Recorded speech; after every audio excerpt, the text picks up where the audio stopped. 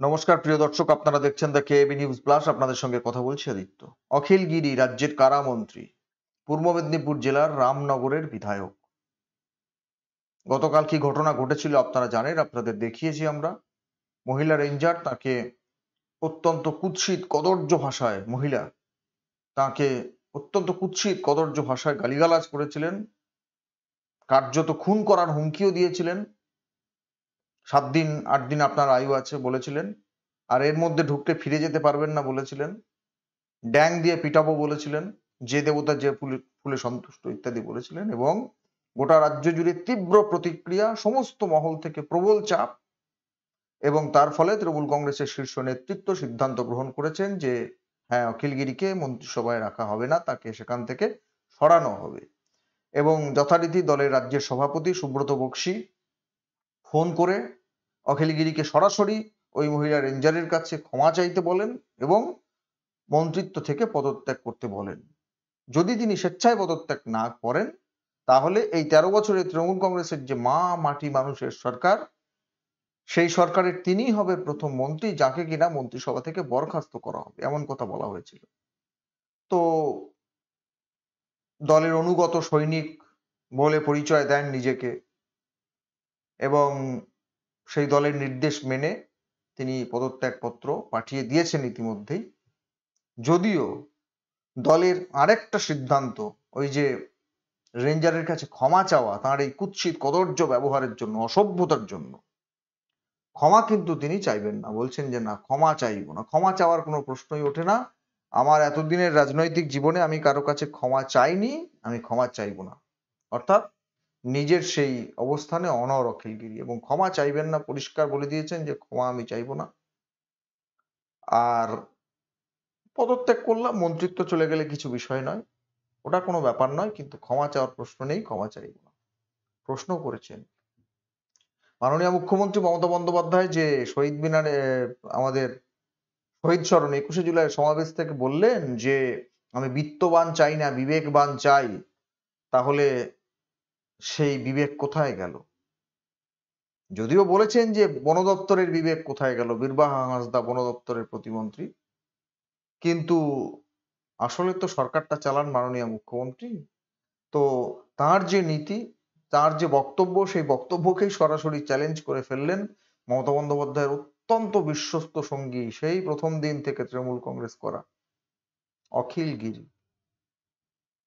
ক্ষমা চাইবেন না বলছেন, মন্ত্রিসভা থেকে পদত্যাগ করতে রাজি করেও দিয়েছেন, ওটা কোনো ব্যাপার না, কিন্তু ক্ষমা চাইবেন না। এটা তো গেল একটা দিক, দলীয় স্তরের বিষয়, মন্ত্রিসভা থেকে তাকে সরানো হলো। কিন্তু প্রশাসনিক ব্যবস্থা, যে অসভ্যতা তিনি করলেন ওই মহিলা রেঞ্জারের সঙ্গে, তার শাস্তি হবে।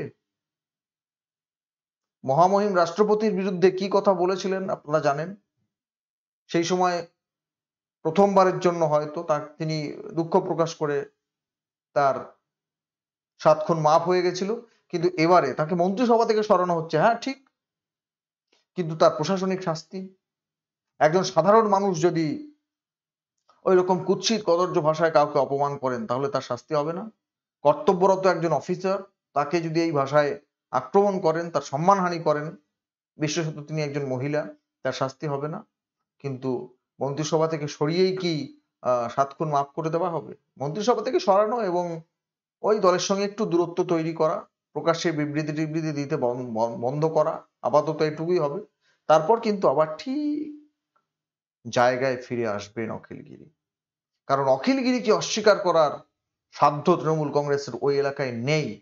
তিনি নিজেও বলছেন, আমার লড়াই আমি চালিয়ে যাব, কোনো পদে নাই বা থাকলাম, আমার লড়াই আমি চালিয়ে যাব। মানে বুঝতে পারছেন তো, এলাকায় ওই যে বলেছিলেন না যে আপনি থাকবেন না, এরা থাকবে, মানে কলকাতা থেকে এসে পূর্ব মেদিনীপুরে আমরাই যা করার করব, আপনারা এসে করতে পারবেন, এরকম একটা ব্যাপার। এবং কোনো পদ থাকলো আর না থাকলো, দাদাগিরি বা এলাকা দখল বা স্থানীয় মানুষকে নিয়ে যা কিছু করার তিনিই করবেন, সেখান থেকে তাকে সরাবেন না। জেলে ঢোকানো তো দূরস্থ, তাকে তো বিধায়ক পদ থেকেও পদত্যাগ করতে বলা উচিত, করবেন না? তা করবেন। আপাতত মন্ত্রিসভা থেকে সরিয়ে ফেসটাকে সেভ করা। এবং এটা তৃণমূল কংগ্রেসের একটা বেশ পুরনো রেওয়াজ, এবং পুরনো রেওয়াজ মানে এটা পুরনো একটা চালাকি। কিরকম?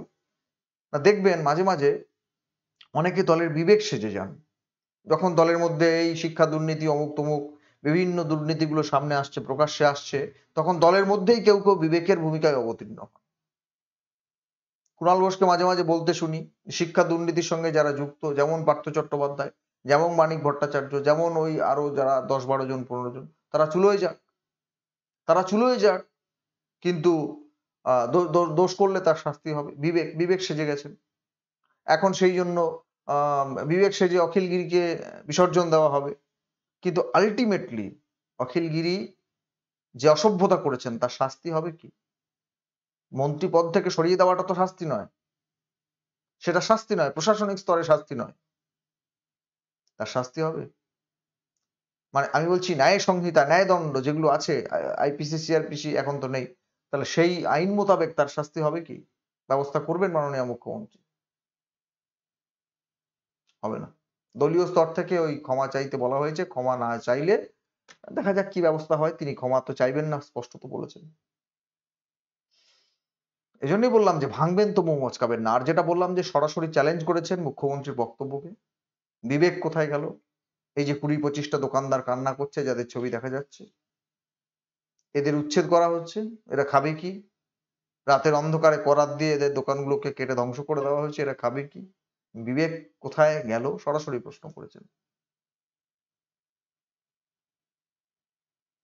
অখিল গিরি তৃণমূল কংগ্রেসের প্রথম দিনের সৈনিক, মমতা বন্দ্যোপাধ্যায়ের অত্যন্ত বিশ্বস্ত একজন সৈনিক। প্রায়ই বলে থাকেন শুভেন্দু অধিকারীদের প্রশ্ন উঠলে, অধিকারীরা কিন্তু প্রথমে ওখানে তৃণমূল কংগ্রেস করেনি, বরং এই অখিলগিরিরা লড়াই করেছিলেন ওখানে। সেই অখিলগিরিকে পদত্যাগ করার নির্দেশ দিলেন। আমরা তাকিয়ে থাকবো কবে অখিলগিরির আইনগতভাবে যে শাস্তি, সেই শাস্তি হয়। আর তৃণমূল কংগ্রেসের যে খেলাটা আমি বললাম, যে অনেক ক্ষেত্রে যদি আপনি নিজের দলের মধ্যে একটা প্রতিবাদ ধ্বনিত করতে পারেন, কাউকে বিবেক সাজিয়ে নিজের দলের মধ্যে থেকে প্রতিবাদ ধ্বনিত করতে পারেন, যেমন সুদীপ বন্দ্যোপাধ্যায়ের বিরুদ্ধে কুণাল ঘোষ তেড়ে ফুঁড়ে উঠছিলেন, প্রতিবাদ ধ্বনিত করছিলেন, তাহলে নিজেরাই যদি নিজেদের বিরুদ্ধে বলতে থাকেন, তাহলে বিরোধীদের যে পালের হাওয়া, সেই হাওয়াটাকে কোথাও একটু টেনে নেওয়া যায়, বিরোধীদের কিছু বলার আর সুযোগ থাকে না। সুতরাং ঠিকটা শাসক দলই খায়।